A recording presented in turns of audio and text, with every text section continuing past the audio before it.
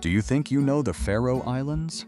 You think they are a handful of wet rocks scattered somewhere between Scotland and Iceland, beautiful in photographs you scroll past without stopping, too remote to matter, too small to carry weight. Because that is the only version you have been given. Have you ever wondered why one of the world's oldest parliaments was not born in Athens or Rome or any of the great cities that wrote civilization into marble, but convened on a flat black tongue of volcanic rock by farmers and fishermen who sailed open boats through open water to argue the law more than 12 centuries ago? Also, have you ever considered how a people with no trees, no writing, and no legal right to their own language for 300 unbroken years still managed to preserve their entire medieval literature? Not in books, not in archives, but in the bodies of dancers moving in circles in winter halls, singing the same words their ancestors sang in 1300. Forget the photographs of green cliffs and waterfalls. The Faroe Islands are not the place you were handed.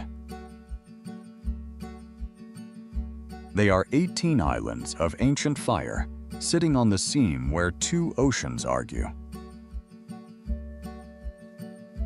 A civilization of 55,000 people who built everything they have, not from abundance but from Atlantic wind, fermented meat, and the deliberate decision, renewed in every generation, to hold on to each other. Because here, at 62 degrees north, disappearance has never meant the end. This is Latitude Journal. This is the Faroe Islands. The islands were not always here. 60 million years ago, at the fault line where Greenland was tearing slowly and permanently away from what would become Europe, a volcanic province erupted on a scale the modern world has no comparison for. The North Atlantic Igneous Province poured basalt across an area larger than Western Europe in a geological event so violent that some researchers link it to a mass extinction. The Faroe Islands are what remains when you remove everything except the top 900 meters. 6 kilometers of layered lava, still visible today as the stepped black terraces of every Faroese mountain. Each terrace a distinct eruption. Each eruption sassifer eruption from the next by thousands of years of silence during which subtropical forests grew in the pause between the flows and were buried by what came next. The evidence is still there. Drill 3.5 kilometers into the basement rock at Lopra on the southernmost island, and you recover coal seams, fossilized wood, the compressed memory of a tropical world that once existed here before the cold arrived. Then the glaciers came. They carved the U-shaped valleys, the 11-kilometer troughs now called fjords, the amphitheaters of basalt that make every Faroese village feel like something the land cupped deliberately in its hands. When the ice retreated, it left behind 1,117 kilometers of coastline across a landmass of 1,399 square kilometers. More edge than interior. More sea than soil. No point on land is more than 5 kilometers from saltwater. The islands sit between the Norwegian Sea and the North Atlantic Ocean. Their total land area is smaller than the City of London. Their exclusive economic zone is 274,000 square kilometers. A country that is 5% ocean has no realistic choice but to become a maritime civilization. The Faroese understood this before they had language for understanding it. The highest mountain is Slataratindur, the flat summit, 880 meters on the island of Eysturoy. From its plateau, on the clear days that arrive without warning between weeks of horizontal rain, you can see all 18 islands simultaneously. Some Faroese will tell you can see the white smear of Iceland's Vatnajökull Glacier 550 kilometers west. Geographers suspect this is a mirage. But the Faroe Islands have always been a place where the distinction between what is real and what the eye insists on seeing requires careful examination. Survogsvatn is the largest lake in the country. It measures 4 square kilometers. Its surface sits 32 meters above the sea. And every photograph of it shows a lake suspended hundreds of meters in the air, floating above the Atlantic, defying gravity, held up by nothing. The illusion is geometric. Photographed from the cliff of Trelanipa, 142 meters of sheer basalt, whose name translates as Slave Cliff, carrying in that name the memory of a Viking Age practice of executing slaves by throwing them from this edge. The camera collapses the depth between the cliff and the lake surface into a single plane. The brain, presented with a cliff edge and a water surface behind it, assigns the water to the height of the cliff. It is wrong by 110 meters. The correct response to this is not to feel cheated by the simplicity of the explanation. The correct response is to stand on Trelanipa in November in 40-knot Atlantic wind, with the lake behind you and the ocean below, and understand that here, even the land is unreliable. That surfaces are not what they claim. That seeing is a hypothesis the Faroese have been testing for 12 centuries. Beyond the lake, the road enters a tunnel cut in 2004 through 4 kilometers of solid basalt and emerges into a fold of green land that until that year was one of the most isolated inhabited places in Europe. This is Gossadalur, Goose Valley. Population 11. Before the tunnel, there was no road.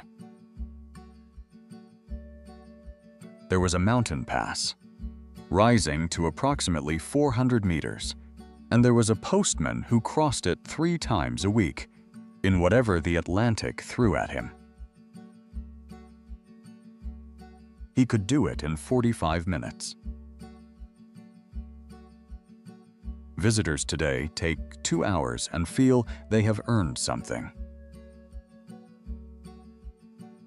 They have. The old, the sick, the dying in Gossadalur were carried over the same pass. The dead were carried over it for burial in the next valley. And still, in every generation, people looked at what living here required and chose it. Not because they had no alternative. Because the alternative was this. At the seaward edge of the village, a stream falls over a basalt lip 60 meters above the Atlantic. The prevailing wind catches the water before it strikes the sea and turns it sideways into a veil. This is Mulafossur, the waterfall that turns into wind. Behind it, the 722-meter face of Arnarfjall. Above the cliff, a puffin colony in season. Below, the North Atlantic, running green and absolute to the horizon. It is the most photographed view in the country. It is also in October, in rain, with the tunnel that did not exist 20 years ago running up behind you, carrying a car with rental plates toward 11 residents who still choose this, one of the most honest views in the country. The decision to stay in Gossadalur and the waterfall that explains the decision occupy the same 10 square meters of ground. A short distance offshore, basalt towers rise from the Atlantic. The Drangarnir stacks, one of them pierced by a sea arch, large enough to sail a small boat through. Beyond them, the islet of Tindhólmur, raising 5 jagged peaks to which the Faroese gave names that are also a geography lesson. Farthest. Eagle. Small. Broad. Bent. In another country, these would be names assigned by a committee. In the Faroes, they are what the people who could see them decided to call them. Drive north on Streymoy until the road ends at Black Sand and you arrive at Tjernuvik. Look east across the strait between Streymoy and Eysturoy, and 2 basalt towers rise from the sea. Risen 71 meters. Kellingen, 68 meters. The Giant and the Witch. The legend says that the giants of Iceland, envious of the Faroe Islands, sent a giant and a witch to drag them home across the ocean. The giant stood in the water. The witch climbed the mountain Eiðiskolur, 343 meters above the strait, and tied a rope around its summit. You can still see the fissure where the rock split under the strain. They pulled all night and forgot about the sun. As the first light touched them, they turned to stone. The giant still stares west toward Iceland from 71 meters of basalt. The witch stands on 2 thinning legs that geologists estimate will be toppled by a winter storm within this century. A crew filming here now may be filming the last generation to see the legend intact. The story does not require interpretation. In the Faroe Islands, the landscape is the legend. Every rock has a name. Every name is a story. Every story is about the same things: hubris, weather, and time. 20 minutes south of Tórshavn, where Streymoy narrows to face the smaller islands of Hester and Coulter across a sound that runs cold and fast with tide, stands a low black-tarred wooden building with red-painted windows and a turf roof. This is Breathtaking, the smoke room. The oldest part of its structure dates to the 11th century. The Petterson family has lived here in unbroken succession since 1557. The current resident is the 17th generation. There are no trees in the Faroe Islands. There have never been trees in any number that would supply timber.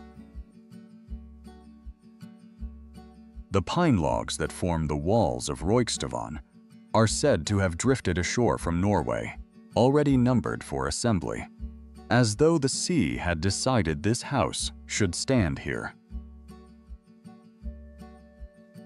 20 paces from the front door, the unfinished walls of the Magnus Cathedral stand roofless against a sky they have faced for 700 years. Bishop Erlendur began building it in the 1300s. He never finished it. In 1349 and 1350, the Black Death reached the Faroe Islands and reduced the population to roughly 1/3 of its previous number. Some historians link the abandoned cathedral to the catastrophe. Others to a tax revolt. The walls do not specify. They simply stand, 7 centuries of open sky above them, sheep grazing in the nave. Beside the ruins, St. Olav's Church, built around 1250, the oldest church in continuous use in the country, has a small closed-off hole in its northern wall. This is the Holer, the medieval opening through which lepers could listen to the Mass without entering the building. Kirkjubøur encodes an entire social history in a patch of ground smaller than a city block. The oldest inhabited wooden house in the world. An unfinished cathedral. An exclusion hole in a church wall. And the 17th generation of the same family, farming the same ground the medieval bishops once controlled. In the Faroe Islands, the past is not a period. It is a neighbor. Tórshavn, Thor's Harbor. Population 4,223. The smallest capital city in Europe. The entire country of 54,870 people would not fill a mid-sized stadium. At the heart of the city, the Tinganes Peninsula, Parliament Point divides the harbor into 2 coves on a tongue of flat, black volcanic rock so low to the water that a strong east wind brings spray across the Parliament buildings. According to tradition preserved in the Faroe saga, Norse settlers convened the first General Assembly here around 825 AD. The lugting, the law thing, the thing of law, that emerged from those first meetings claims a continuous lineage to that moment. More than 12 centuries on the same rocks. The Danish state abolished the lugting in 1816. It was re-established in 1852. Granted legislative powers in 1948. Its protocols were written in Danish until 1927, when Faroese was finally permitted. Today, the Prime Minister of the Faroe Islands, the lugmother, the lawman, works in a 17th century building 30 meters from the rocks where free farmers argued the law before the Viking Age was over. The most remote capital in Europe is also one of the oldest. The smallest is also, by consistent measure, one of the safest.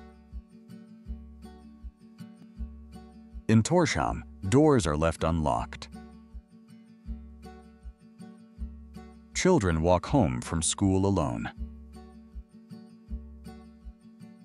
In June, at the solstice, you can sit on the parliamentary jetty at midnight in a silver-gray luminescence the Faroese call Natarsol, the night sun, the sun that has technically set but has not agreed to leave, and feel almost nothing but the wind. In December, the same city sees fewer than 6 hours of weak daylight. Every window holds candles. The Faroese have calibrated their interior life to the exact rhythm of the light because for 12 centuries they had no alternative to that calibration.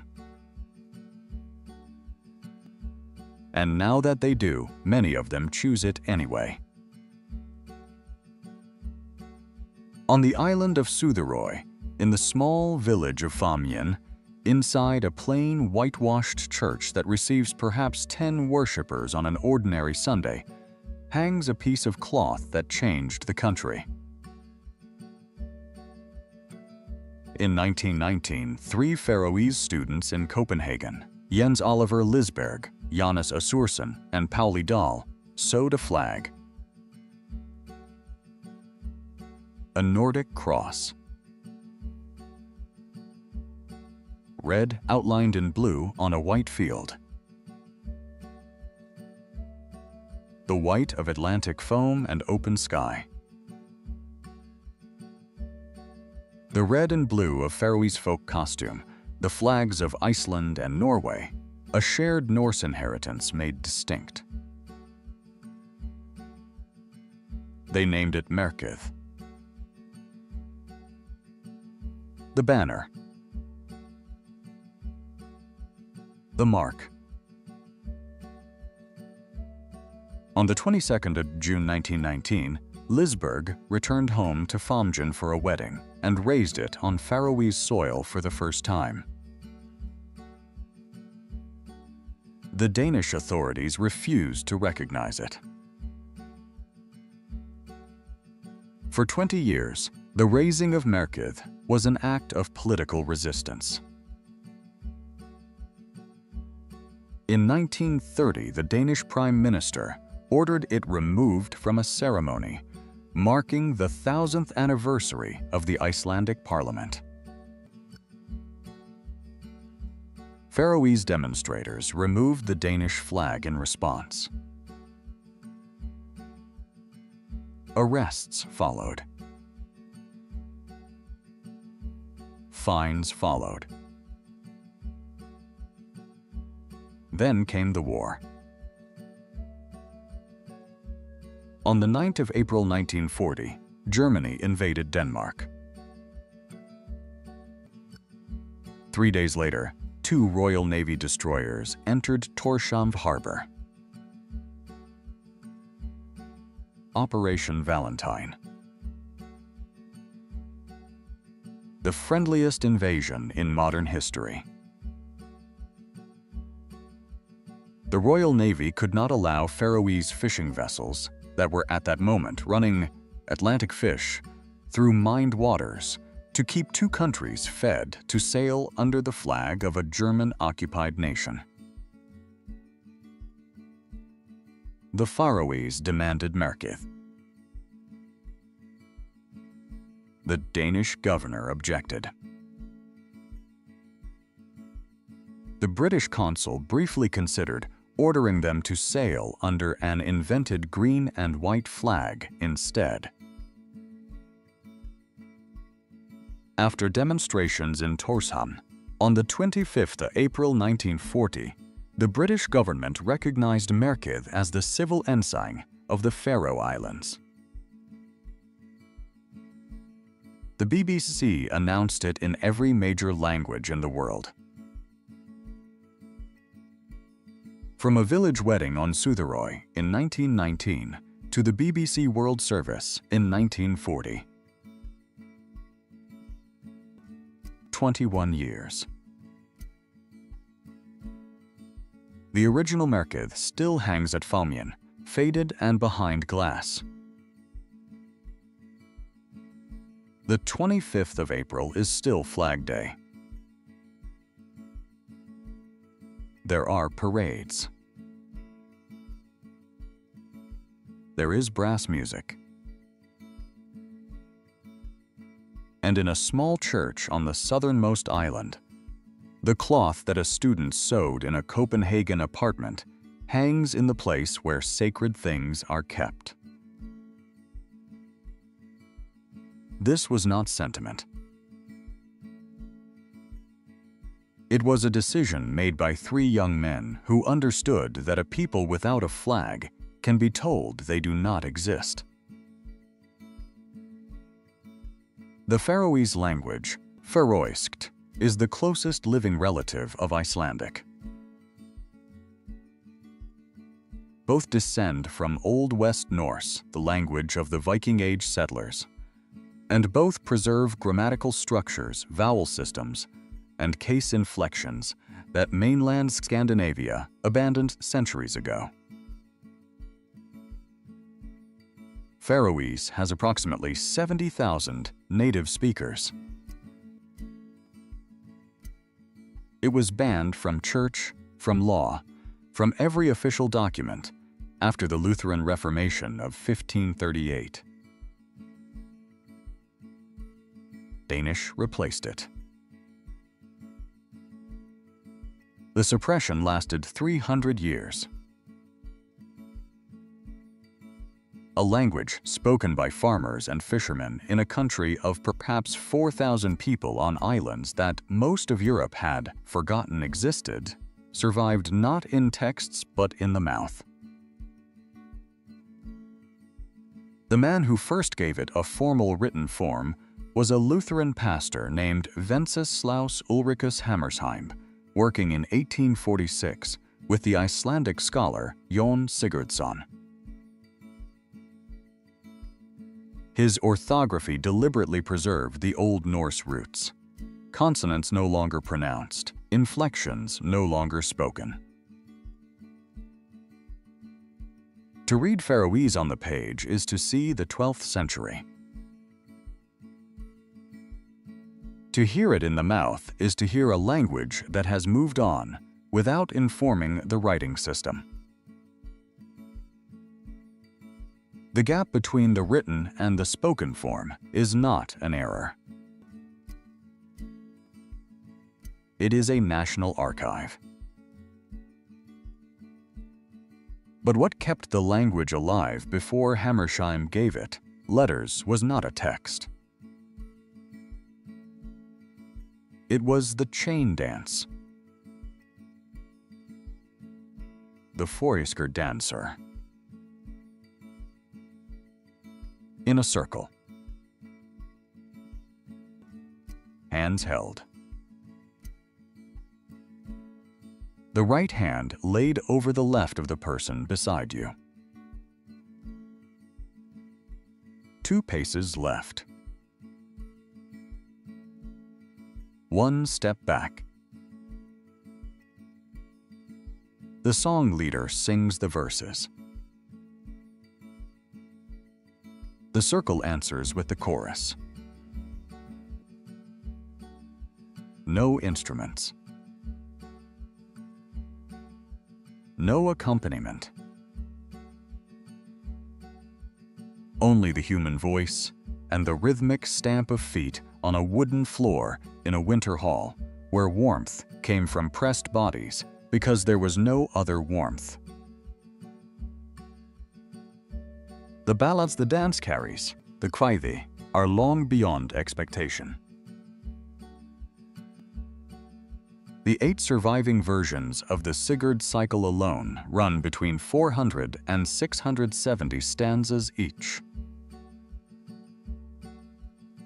The complete published corpus, gathered across 60 years of scholarly collection between 1941 and 2003, contains roughly 44,000 stanzas.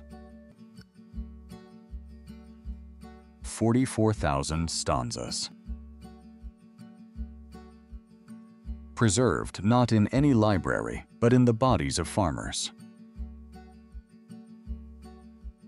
In breath. In the grip of one hand on the hand of another. For 7 centuries, between the medieval composition of the oldest ballads and Hammershaim's first transcriptions in the late 1700s, the entire heroic literature of the country was carried not on paper, but in the floor. The chain dance is in decline now. In the 1980s, an estimated 2,500 people danced regularly.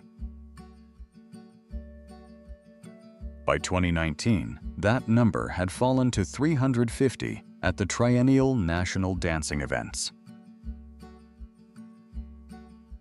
Apps exist. School programs teach the steps. The corpus is digitized and cataloged and preserved. But the technology of the body is not the same as the technology of the archive. A database of 44,000 stanzas does not carry the weight of 7 centuries in the grip of a hand. To reach Mosquitoes, the westernmost island in the country, you take a helicopter in bad weather or a small ferry in good. Both options assume weather has an opinion. The island is roughly 10 square kilometers. Its year-round population is perhaps 10 people. At its peak in 1940, it was 170. Between late April and August, an estimated 125,000 pairs of Atlantic puffins nest in burrows along its clifftop grass. The island also supports 23,000 pairs of kittiwakes, 50,000 pairs of fulmars, 50,000 pairs of storm petrels, and on the offshore islet of Mykines, the only northern gannet colony in the country, nesting on a rock bridge above an 80-meter drop to the sea below. The ratio of humans to puffins on Mykines is approximately 12,500 to 1. The island also harbors a relict subspecies of house mouse, Mus musculus mykinesiensis, whose closest relative was the St. Kilda mouse, now extinct. Genetic analysis places its arrival at approximately 500 AD. The Mykines mouse arrived with the Irish monks. It has outlasted the monks, the Norse, the bishops, the Danish monopoly, the banking collapse, and the population peak of 1940. In a country that measures its history in centuries, the mouse is the longest continuous resident on the oldest settled island. Every autumn, when the puffins leave and the Atlantic storms begin to build from the southwest, when the helicopter service becomes intermittent and the ferry stops running, Mykinds asks its remaining 10 people the same question it has asked every generation. Is this still worth it? Every year so far, 10 people have said yes. On the northwest coast of Streymoy, the road ends at Suxun, a circular valley. A tidal lagoon that was once a natural harbor open to the Atlantic, until sometime in the 17th century a single heavy storm dragged so much sand into the inlet that it sealed shut. The boats stopped coming. The harbor became a lagoon. The Atlantic floods back in twice a day and twice a day retreats, as though still deciding whether to reopen the connection. 11 people live here now. The turf-roofed church, Saxuner Kirche, built in 1858, was not built here. It was built in the village of Chernuvik, on the other side of the mountain, disassembled, and carried over the pass on the backs of the villagers who needed it on this side. Faroese churches sometimes travel. Faroese people carry what they need over the mountain to wherever they have decided to stay. 60 kilometers north on the island of Eysturoy, at the end of its own separate road, the village of Joguv, Gorge, occupies a position beside a 200-meter sea-filled cleft in the basalt that served as a natural harbor for centuries. Fishing boats were hauled up a cliff ramp on a hand-cranked winch above the surf. At its peak in 1950, Jogv had 210 inhabitants. Now it has approximately 19. Its church, built in 1929, was the first in the Faroe Islands to hold services in Faroese rather than Danish. A small congregation in a remote gorge made the first official claim that God might understand Faroese. The country agreed, eventually. In the Faroe Islands, the villages that are emptying have not been abandoned. They are being held open by ownership and memory, and the occasional roof repaired by someone who left but could not sell the house their grandparents built. This is not the same as thriving. It is something harder to name, and more specifically Faroese. No subject divides the Faroese from the outside world more completely than the Grindadrap. When a pod of long-finned pilot whales is sighted close to shore, a Grindabod, boats converge, surround the pod, and drive it into one of 23 designated bays. On the beach, men kill the whales with a regulated spinal lance designed to sever the spinal cord and major arteries within seconds. The meat and blubber, twust og spik, are distributed without charge among participants and the community, according to rules first written in 1298 in the same sheep letter that established the country's foundational agricultural law.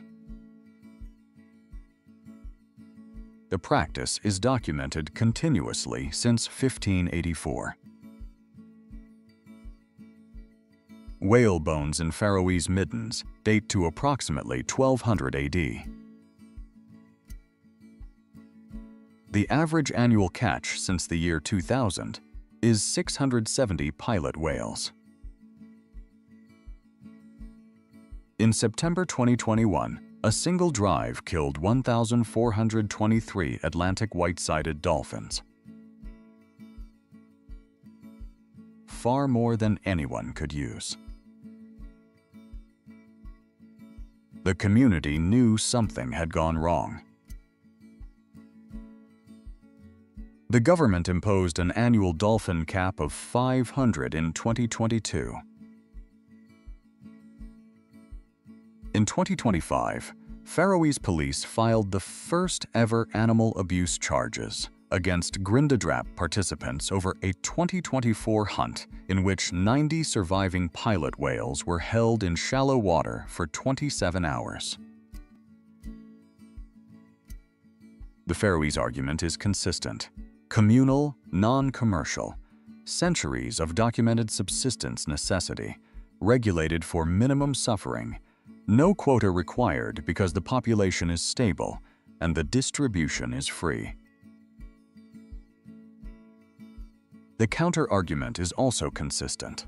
Entire family pods, pregnant females, calves. And since 2008, the Faroese health authorities own advisory warning pregnant women and children against eating the meat. Since 2012, the formal recommendation of the country's own medical researchers that pilot whale meat should no longer be consumed by anyone, given mercury and PCB levels that now exceed every safety threshold. A documentary cannot resolve this. What it can show is simpler. Many young Faroese now decline the meat for health reasons while defending the practice on cultural ones. A tradition that survived the Black Death and 3 centuries of Danish suppression is now being negotiated from within by the same people it belongs to. That is what cultural survival actually looks like when the world does not stay the same. It is not clean.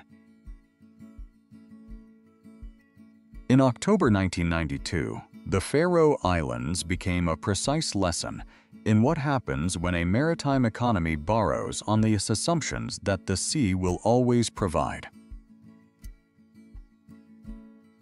Through the 1980s, the islands boomed on cheap credit.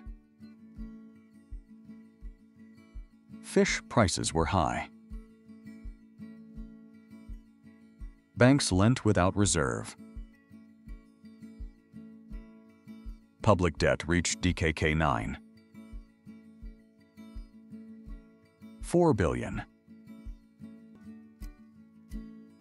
Then fish prices collapsed. Quotas were cut. On Saturday, 3 October 1992, the Danish Financial Supervisory Authority told the Faroese National Bank it needed to raise DKK 500 million by Monday morning. It could not. GDP contracted by roughly 40%. Unemployment peaked at 26% in January 1994. Between 1989 and 1995, approximately 10 to 15% of the entire population left. Most to Denmark. Some to Norway. Some to wherever they could go. Whole villages, already thinning, emptied faster. The independence movement, which had been building towards something that felt briefly unstoppable, dissolved overnight. A country that cannot survive without a bailout, cannot credibly argue it, no longer needs the country writing the check. Recovery came, as it always has. Fish returned. Salmon aquaculture built a second economy. GDP grew at roughly 4% annually through the late 90s and 2000s. The sovereign debt was eliminated.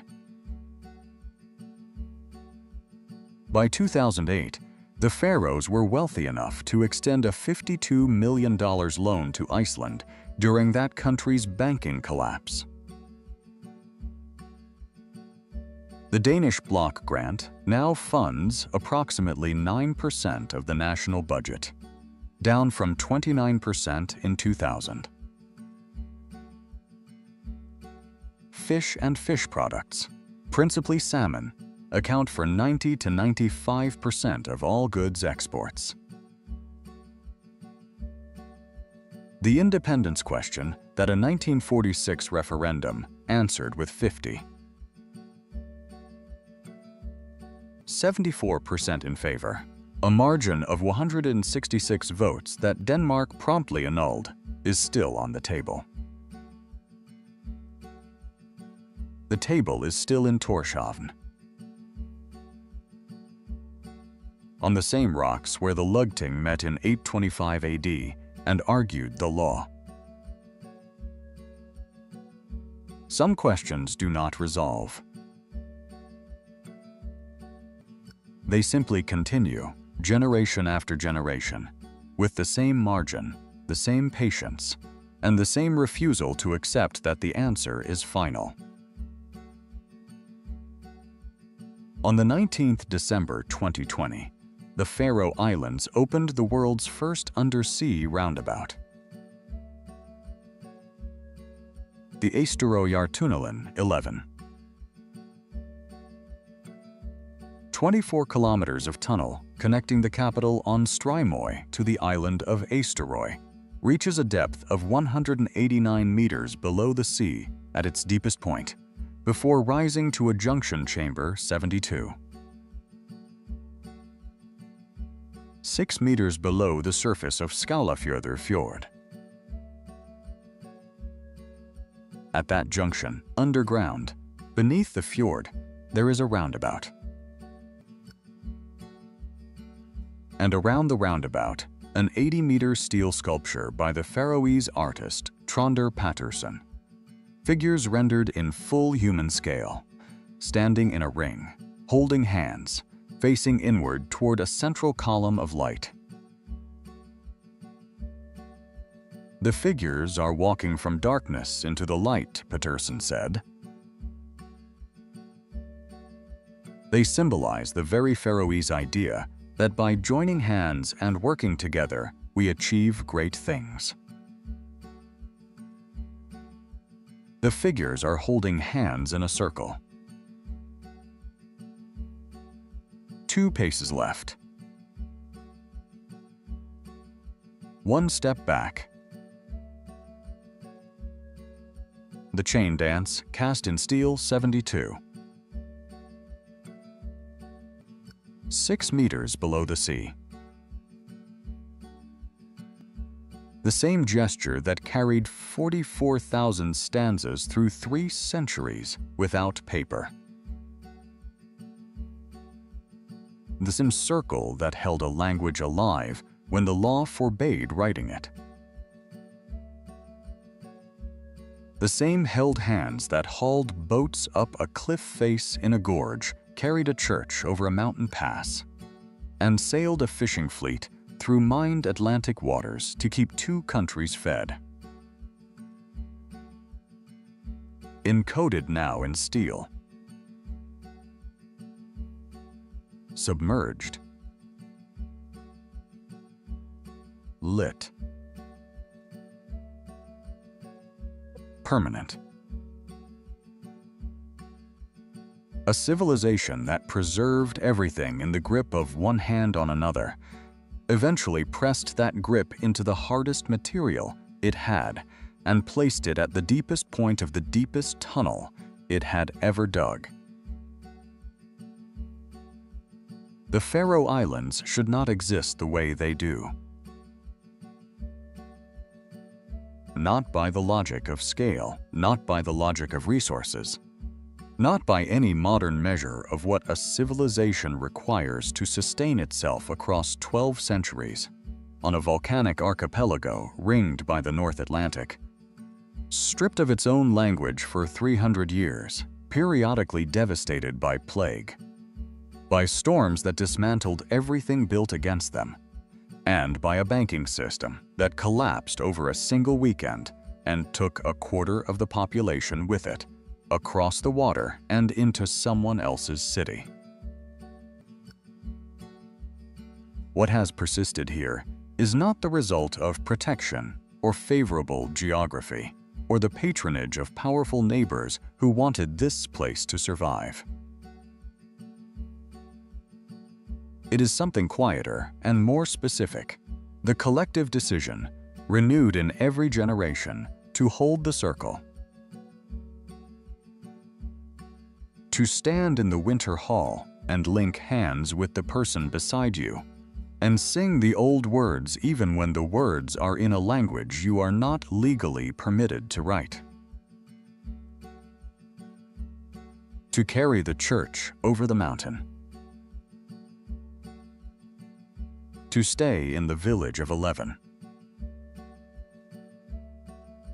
To raise the flag at a wedding 21 years, before a government will agree to see it. As the world's small places are pulled between mass tourism and mass emigration, between the connectivity they need to survive and the visibility that threatens to unmake them, between the economy of fish and the politics of fish, between the subsidy that arrives from Copenhagen and the independence that does not yet, the places that built their wisdom from isolation rather than access, from scarcity rather than surplus, from the necessity of standing in a circle in the cold and holding on. Those places begin to feel less like exceptions to the modern story and more like its earliest chapters. The Faroe Islands are one of those places. They are not the only one.